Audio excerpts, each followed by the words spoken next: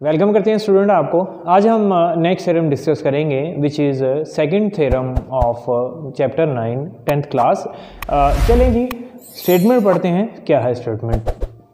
A straight line drawn from the centre of the circle to bisect a chord which is not diameter is perpendicular to the chord। Statement समझना सबसे ज़्यादा ज़रूरी चीज़ है।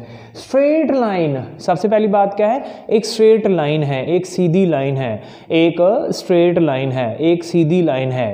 कहाँ से? Drawn from the centre of the circle, जो कि circle के सेंटर से ड्रॉ की गई। सबसे पहली बात समझ आ गई, एक सीधी लाइन है, कहाँ से ड्रॉ की गई? Drawn from the centre of the circle, circle के सेंटर से ड्रॉ की गई। क्यों ड्रॉ की गई? टू बाइसेक्ट अ कॉर्ड, किसी भी कॉर्ड के दो बराबर हिस्से करने के लिए, बाइसेक्ट करने के लिए। ये ब्रैकेट में उसने लिखा है विच इज़ नॉट डायमीटर। इसका क्या मतलब है? कॉर्ड जो है वो अगर सेंटर से गुजरे तो डायमीटर कहलाती है, तो वो कहता है सेंटर से ना गुजरे, इसलिए उसने कहा डायमीटर ना हो।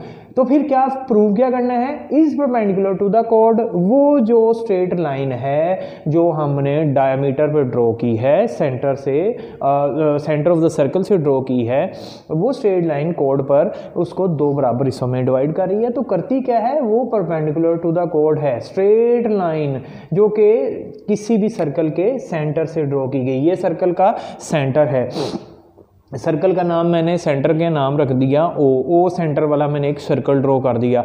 अब क्या करना है? अब हमने एक स्ट्रेट लाइन ड्रॉ करनी है। कहाँ पे ड्रॉ करनी है? एक कॉर्ड पर। मैं कॉर्ड ड्रॉ कर लेता हूँ जी। कॉर्ड का नाम हम रख लेते हैं ए बी। कॉर्ड का नाम रख लिया ए बी। मैंने सेंटर से ड्रॉ नहीं की, इसका मतलब ये है कि ये डायमीटर नहीं है। वो कहता है इसके सेंटर से अगर आप एक स्ट्रेट लाइन ड्रॉ कर दें ना नीचे इस तरह से, ये जो स्ट्रेट लाइन है वो कहता है जी आपने प्रूव करना है कि ये परपेंडिकुलर है, यानी 90 का एंगल बना रही है। अगर आप अब ये लगाएंगे तो ये सेंटर में लगेगी जाके, इसलिए मैं इसको एम कहूँगा, मिड कह दूंगा, एम का नाम दे दूंगा। डायग्राम कंप्लीट करने के लिए कंस्ट्रक्शन में आपको क्या करना पड़ेगा? ओ को ए से मिलाना है और ओ को ही आपको बी से मिला देना है।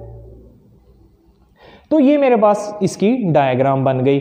अब जब ये बना तो आप देखिए दो ट्रायंगल्स बन गए। तो इसमें एक एंगल ये है, एक एंगल ये है। तो डायग्राम फिर से मैं एक बार रिपीट करवा देता हूँ। स्ट्रेट लाइन, सीधी लाइन कहाँ से ड्रॉ की गई? From the centre of the circle, circle के सेंटर से ड्रॉ की गई। कहाँ पर ड्रॉ की गई? एक कॉर्ड पर। क्यों? ताकि उसको बाइसेक्ट किया जाए, दो बराबर हिस्सों में डिवाइड किया जाए। जब हमने ये कर दिया तो दो एंगल्स बन गए, एंगल 1 और एंगल 2। फिर हमने कंस्ट्रक्शन की मदद से ओ को ए और ओ को बी से मिला दिया। ये हमारी इसकी डायग्राम थी। गिवन हमें दिया हुआ है, गिवन क्या है जी? m is the middle point of any chord A B of a circle with centre at o where chord A B is not the diameter of the circle. कहता है m मिड पॉइंट है। जैसे मैंने diagram explain की, m क्या है? Mid point है। किसका? एनी कॉर्ड, किसी भी कॉर्ड का। कौन सी कॉर्ड? A B chord. किसकी? Of a circle with centre at O, जिसका सेंटर ओ है। Where A B is not the diameter of the circle, जबकि ए बी डायमीटर नहीं है। अगर डायमीटर होता तो फिर सर्कल के सेंटर से गुजर रही होती कॉर्ड। इसका मतलब उसने हमें क्वेश्चन में कहा था कि डायमीटर नहीं लेना। ओके, प्रूव क्या करना है? प्रूव ये करना है कि ये जो ओ एम है ये ए बी पर परपेंडिकुलर कर रहा है, 90 का एंगल बना रहा है। कंस्ट्रक्शन पे चलते हैं। कंस्ट्रक्शन क्या है? कहता है join A and B, join A और बी को करें किससे? सेंटर ओ के साथ। राइट एंगल 1, यहाँ पर एंगल 1 लिख दें, फिर यहाँ पर एंगल 2 लिख दें, जैसे मैंने ये डायग्राम में दिखाया है। तो ये जब आप प्रोसीजर कर लेंगे, डायग्राम का एक नंबर, गिवन का एक नंबर, टू प्रूफ का एक नंबर और कंस्ट्रक्शन का एक नंबर, 4 नंबर आप इजीली हासिल कर सकते हैं। प्रूफ पे चलते हैं। प्रूफ हमारा 4 नंबर का आपको पता है कि ये पोर्शन है, बड़ा अहम पोर्शन है। स्टेटमेंट और रीजन इसके दो हिस्से होते हैं। सबसे पहले हम बात करते हैं जी कि in triangle A O A M corresponding to triangle O B M, यहाँ पे भी ट्राइंगल लिखिएगा। ट्राइंगल ओ ए एम, जब हमने डायग्राम ड्रॉ की थी तो हमारे पास दो ट्राइंगल्स बन गई थी, ओ ए एम और ओ बी एम, ये दो ट्राइंगल्स आपको नजर आ रही हैं। 9th क्लास में हमने पढ़ा था कि ट्राइंगल्स को प्रूव करने के लिए याद रखिएगा या तीनों साइड्स पहली ट्राइंगल की दूसरी ट्राइंगल के इक्वल हो, या पहली की दो साइड्स एक एंगल दूसरी की दो साइड एक एंगल के इक्वल हो, या दो एंगल एक साइड के इक्वल हो, तो वे ट्राइंगल्स आपस में कंग्रुएंट होंगी, यानी एक ही तरह की होंगी साइज और शक्ल में।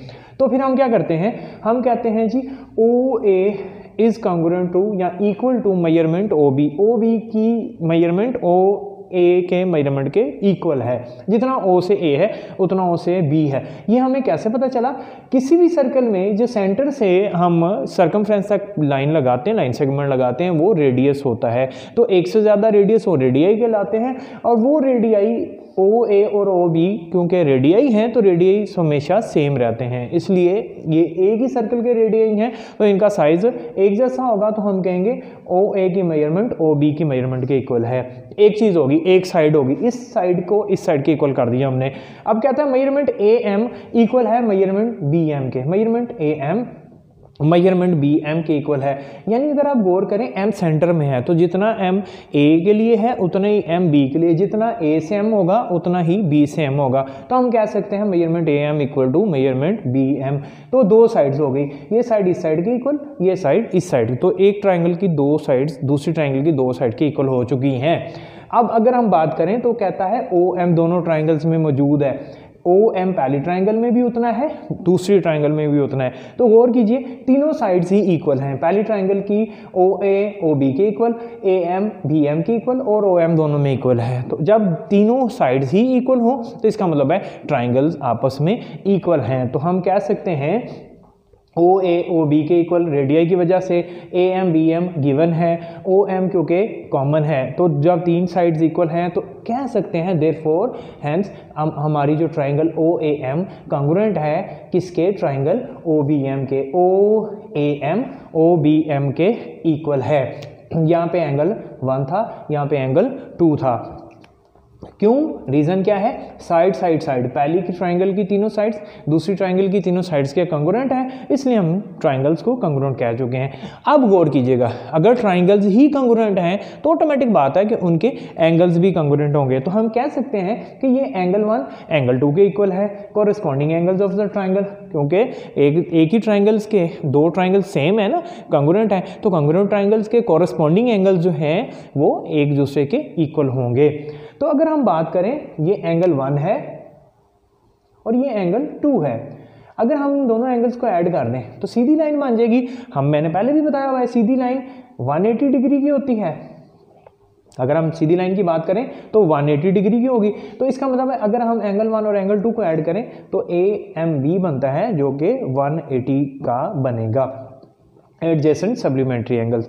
तो हम कह सकते हैं अगर दो इक्वल एंगल्स, क्योंकि एंगल 1 और एंगल 2 इक्वल हैं, अगर दो इक्वल एंगल्स, सप्लीमेंट्री एंगल्स होते क्या है, सप्लीमेंट्री एंगल्स अगर दो एंगल्स का सम 180 डिग्री हो तो सप्लीमेंट्री एंगल्स ही होते हैं। इसका मतलब है कि जब दोनों ट्राइंगल्स कंग्रुएंट थी, एंगल 1 एंगल 2 के इक्वल था, स्ट्रेट लाइन 180 की बन गई, क्योंकि एंगल 1 और एंगल 2 जो है मिलाएं तो सीधी लाइन बन जाएगी, सीधी लाइन 180 डिग्री की होती है।